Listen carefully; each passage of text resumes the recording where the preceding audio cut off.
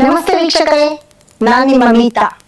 Next Jan astro ಕಾರ್ಯಕ್ರಮಕ್ಕೆ ಸ್ವಾಗತ. ನೋಡಿ, ಸೆಪ್ಟೆಂಬರ್ ತಿಂಗಳ ಮಾಸ ಭವಿಷ್ಯವನ್ನು ಶುಭ ಅಶುಭ ಫಲಗಳು ಹೇಗಿರುತ್ತೆ ಅನ್ನೋದನ್ನ ನಿಮ್ಮ ಈ ಕನ್ಯಾ ರಾಶಿಯವರಿಗೆ ಹೇಗಪ್ಪ ಇರುತ್ತೆ ಅನ್ನೋದನ್ನ ಹೇಳ್ತಾ ಹೋಗ್ತೇನೆ. ನೋಡಿ, ಕನ್ಯಾ ರಾಶಿ ಅಂತ ಬಂದಾಗ ಮೊದಲಿಗೆ ಕನ್ಯಾ ರಾಶಿಯವರ ಗುಣಲಕ್ಷಣಗಳನ್ನ ತಿಳ್ಕೊಳ್ಳೋಣ. ಕನ್ಯಾ ರಾಶಿಯ ರಾಶಿಯಾಧಿಪತಿ ಬುಧನೇ ಆಗಿರ್ತಾರೆ. ಸೊ ಬುಧ ಅಂದ್ರೆ ಗೊತ್ತಲ್ಲ ನಿಮ್ಗೆ, ತುಂಬಾ ಬುದ್ಧಿವಂತ, ಭೂತತ್ವ ಈ ಕನ್ಯಾ ರಾಶಿಯವ್ರದ್ದಾಗಿರುತ್ತೆ. ಮತ್ತೆ ಇವ್ರದ್ದು ಕೂಡ ದ್ವಿಸ್ವಭಾವ, ಏನಂತೀವಿ, ಡ್ಯುಯಲ್ ನೇಚರ್ ಅಂತ ಹೇಳ್ತೀವಿ. ಅಂದ್ರೆ ಎರಡು ಸ್ವಭಾವದವರಾಗಿರ್ತಾರೆ ಇವರು. ಹಾಗೆ ಇವ್ರಿಗೆ ಶಾಂತ ಪರಿಶೀಲನಾ ವೀಕ್ಷಕರೇ ಜಾಸ್ತಿ ಆಗಿರುತ್ತೆ. ಅಂದ್ರೆ ಏನಾದ್ರೂ ಒಂದು ನೋಡಿದಾಗ ಕ್ಯಾಪ್ಚರ್ ಮಾಡುವಂತ ಒಂದು ಗುಣ ತುಂಬಾ ಅತಿ ಹೆಚ್ಚು ಈ ಕನ್ಯಾ ರಾಶಿಯವರಿಗೆ ಇರುತ್ತೆ. ಹಾಗಾಗಿ ಕನ್ಯಾ ರಾಶಿಯವರು ಇವರು ಏನಾದ್ರೂ ಒಂದು ಕಣ್ಣಲ್ಲಿ ನೋಡಿದ್ದೇ ಆಗಿದ್ದಲ್ಲಿ ತಕ್ಷಣ ಅದನ್ನ ಬಂದು ಕಾರ್ಯರೂಪಕ್ಕೆ ತರುವಂತ ಒಂದು ಮೆಂಟಾಲಿಟಿ ಇವ್ರಿಗೆ ಅತಿ ಹೆಚ್ಚು ಇರುತ್ತೆ ಅಂತ ಹೇಳ್ಬೋದು.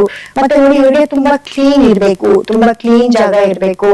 ಹಾಗೆ ಇವ್ರ ಕೆಲ್ಸದಲ್ಲಿ ಎಂತ ಕಠಿಣ ಕೆಲಸ ಆಗಿದ್ರು ಅದನ್ನ ಈಸಿಯಾಗಿ ತಗೊಂಡ್ ಬಂದು, ಅಂದ್ರೆ ಮಾತಿನ ಮೂಲಕ ಆಗಿರ್ಬೋದು, ಇವರ ಚಾಕಚಕ್ಯತೆ ಮೂಲಕ ಆಗಿರ್ಬೋದು, ಇವರ ಬುದ್ಧಿಯಿಂದ ಆಗಿರ್ಬೋದು, ಆ ಕೆಲಸವನ್ನ ತುಂಬಾ ಈಸಿಯಾಗಿ ಸಾಲ್ವ್ ಮಾಡ್ತಾರೆ ಅಂದ್ರೆ ತುಂಬಾ ಹಾರ್ಡ್ ಕೆಲಸನ ಈಸಿಯಾಗಿರೋ ತರ ಮಾಡ್ಕೊಳ್ತಾರೆ ಅಂತ ಹೇಳ್ಬೋದು.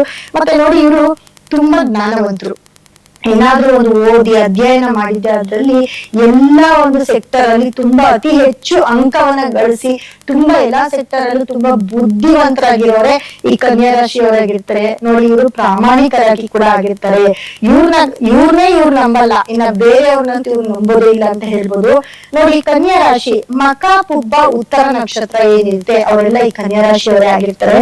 ಸೊ ಕನ್ಯಾ ರಾಶಿಯವರಿಗೆ ಹೇಗಿದೆ ಅಂತ ನೋಡೋಣ ಬನ್ನಿ. ನೋಡಿ, ಕನ್ಯಾ ರಾಶಿಯಲ್ಲಿ ರಾಶಿಯಾಧಿಪತಿ ಬುಧ ರಾಶಿಯಲ್ಲೇ ಇರೋದ್ರಿಂದ, ಜೊತೆಗೆ ಸೂರ್ಯ ಇರೋದ್ರಿಂದ, ಯಾಕಂದ್ರೆ ಸೂರ್ಯ ಬುಧ ಸೇರೋದೇ ಒಂದು ಯೋಗ, ಅವರಿಬ್ರು ಸಂಗಮದಲ್ಲಿ ಇರೋದೇ ಒಂದು ಯೋಗ ಅಂತ ಹೇಳ್ಬೋದು. ಸೊ ಸೂರ್ಯ ಬುಧ ಅನ್ನೋ ಎರಡು ಗ್ರಹಗಳು ಈ ಕನ್ಯಾ ರಾಶಿಯಲ್ಲಿ ಇರೋದ್ರಿಂದ ನಿಮ್ಗೆ ಒಂದು ರಾಜಯೋಗನೆ ಅಂತ ಹೇಳ್ಬೋದು. ಮತ್ತೆ ಇನ್ನೊಂದು ಏನಪ್ಪಾ ಅಂತಂದ್ರೆ, ನೋಡಿ, ಸೆಪ್ಟೆಂಬರ್ ತಿಂಗಳಲ್ಲಿ ಈ ಕನ್ಯಾ ರಾಶಿಗೆ ನೇರ ಶನಿ ದೃಷ್ಟಿ ಬೀಳೋದ್ರಿಂದ, ಸಪ್ತಮದ ಶನಿ ದೃಷ್ಟಿ ಬೀಳೋದ್ರಿಂದ, ಯಾಕಂದ್ರೆ ಶನಿ ದೃಷ್ಟಿಗೆ ನಾವು ಏನಾದ್ರೂ ದೃಷ್ಟಿಯನ್ನ ತಪ್ಪಿಸ್ಕೊಂಡು ನಾವೇನು ಮಾಡಕ್ ಚಾನ್ಸ್ ಇಲ್ಲ. ಯಾರ್ಯಾರೆಲ್ಲ ಶನಿ ದೃಷ್ಟಿಗೆ ಒಳಪಡ್ತಾರೋ ಅವರೆಲ್ಲರೂ ಕೂಡ ಏನಾದ್ರೂ ಒಂದು ಸಣ್ಣ ಪ್ರಾಬ್ಲಮ್ ಆಗಿರ್ಬೋದು, ದೊಡ್ಡ ಪ್ರಾಬ್ಲಮ್ ಆಗಿರ್ಬೋದು, ಸಿಕ್ಕಾಕೊಳ್ತೀವಿ. ಹಾಗಾಗಿ ಶನಿ ದೃಷ್ಟಿಯಿಂದ ತಪ್ಪಿಸ್ಕೊಳಕ್ ಆಗಲ್ಲ.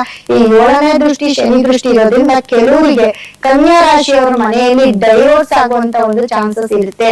ಆಲ್ರೆಡಿ ಇವಾಗ ಎಲ್ಲಾರು ಗಂಡ ಹೆಂಡತಿ ಕಿತ್ತಾಡ್ತಾ ಇರ್ತೀರಾ, ಅದು ಎಲ್ಲೋ ನಿಮ್ಗೆ ಈ ಸೆಪ್ಟೆಂಬರ್ ತಿಂಗಳಲ್ಲಿ ಅದು ಅತಿರೇಕಕ್ಕೆ ಹೋಗ್ಬೋದು, ಡೈವರ್ಸ್ ಹೋಗ್ಬೋದು, ಅಥವಾ ನಿಮ್ಮ ಕುಟುಂಬದಲ್ಲಿ ನಿಮ್ಗೆ ಏನಾದ್ರೂ ಕಲಹ ಆಗ್ಬೋದು, ನಿಮ್ಮ ದೇಹಕ್ಕೆ ಆಲಸ್ಯ ಆಗ್ಬೋದು.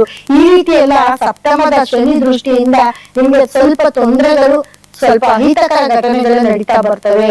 ಮತ್ತೆ ನೋಡಿ, ನಿಮ್ಗೆ ನೀವೇನು ಇಲ್ಲ ಅಂದ್ರೆ ಎದಕ್ಕಾದ್ರೂ ಸಿಕ್ಕಾಕೊಂಡು ಮಾಡದೇ ಇರೋ ತಪ್ಪನ್ನು ನಿಮ್ ತಲೆ ಮೇಲೆ ತಗೊಳ್ಳುವಂತ ಒಂದು ಇದಿರುತ್ತೆ. ಯಾಕಂದ್ರೆ ಬುಧ ಎಷ್ಟು ಒಳ್ಳೆಯವನು, ಎಲ್ಲೋ ಒಂದ್ ಕಡೆ ಮಾತಿನಲ್ಲಿ ಸಿಕ್ಕಾಕೊಂಡ್ಬಿಡ್ತಾನೆ. ಅದನ್ನ ಸ್ವಲ್ಪ ತುಂಬಾ ಗಮನದಲ್ಲಿ ಇರ್ಬೇಕು. ಯಾಕಂದ್ರೆ ಸೂರ್ಯ ಬುಧ ಇಬ್ರು ಒಟ್ಟಿಗೆ ಇರೋದ್ರಿಂದ ಗೌರ್ಮೆಂಟ್ ಜಾಬ್ ಅಲ್ಲಿ ಯಾರ್ಯಾರು ಇದ್ದೀರಾ ಅವರೆಲ್ಲರೂ ಕೂಡ ತುಂಬಾ ಹುಷಾರಾಗಿ ಹ್ಯಾಂಡಲ್ ಮಾಡಿ ಅಂತ ಹೇಳ್ತೀನಿ.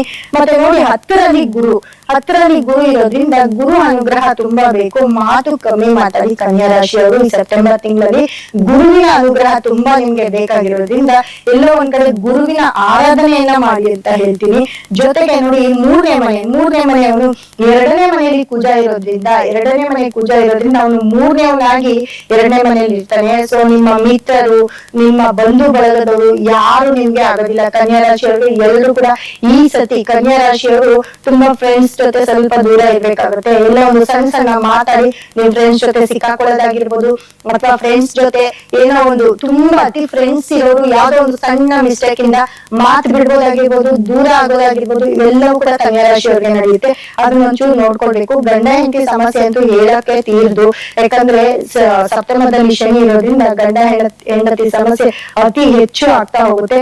ನೋಡಿ, 5ನೇ ಮನೆಯಲ್ಲಿ 6ನೇ ಮನೆಯಲ್ಲಿ ರಾಹು ಇರೋದ್ರಿಂದ ಎಲ್ಲಿ ಹೋದ್ರು ನಿಮ್ಗೆ ಫಸ್ಟ್ ಪಾಯಿಂಟ್ ಜಗಳದಿಂದ ಎಂಡ್ ಆಗುತ್ತೆ. ಮಾತಾಡ್ತಾ ಇದ್ರು, ಕೊನೆಗೆ ಅಲ್ಲಿ ಜಗಳ ಕೋಪ ಇದೆಲ್ಲವೂ ಕೂಡ ಅಲ್ಲಿ ಜಗಳದಲ್ಲಿ ಎಂಡ್ ಆಗುತ್ತೆ ನಿಮ್ಮ ಮಾತು. ಹಾಗಾಗಿ ಮಾತನ್ನ ಕಂಟ್ರೋಲ್ ಮಾಡಿ. ನೀವು ಮಾತನ್ನ ಕಂಟ್ರೋಲ್ ಮಾಡಿದ್ರೆ ಅದು ಕೂಡ ನಿಮ್ಗೆ ತುಂಬಾ ಚೆನ್ನಾಗಾಗುತ್ತೆ. ಎಲ್ಲೋ ಒಂದ್ ಕಡೆ ಕನ್ಯಾ ರಾಶಿಯವರು ಕೆಲ್ಸಕ್ಕೋಸ್ಕರ ಹೊರ ದೇಶಕ್ಕೆ ಹೋಗುವಂತ ಒಂದು ಚಾನ್ಸ್ ಕೂಡ ಸಿಕ್ಕಬಹುದು.